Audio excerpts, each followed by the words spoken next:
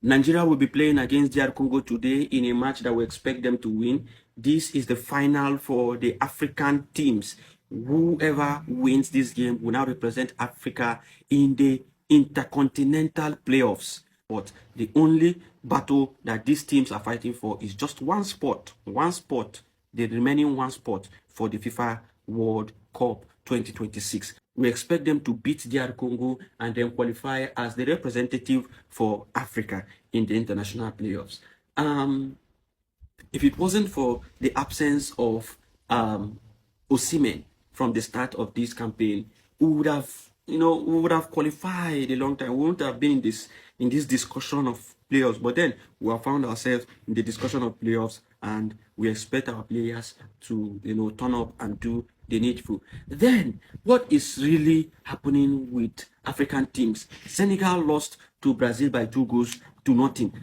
What is really happening to African teams? They were just losing here and there against, European teams and South American teams. What is really happening? Is this how they want to go and represent? So Senegal is one of the best teams in Africa. One of the best in Africa. And then you expect them to, pull up something incredible. And they are losing by 2-0 against Brazil. Mane was playing for Senegal. Koulibaly was there as defender. Many other players. They lost. And that was how many African teams lost, if not all African teams, lost against European opponents and then South American opponents. How are we assembling these players? What is really wrong? Why do we, because what are these players going to do in the World Cup? When they can't even defeat these people in friendly games, what are they going to do in the World Cup, for crying out loud? They will mess us up there. Oh. They will just mess us up there. They will mess us up there.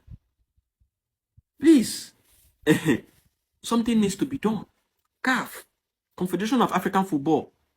If there's something you need to do, incentives, whatever, do for these players to turn up. For these players to turn up in the World Cup. Because this performance is a very shambolic performance. A very shambolic performance.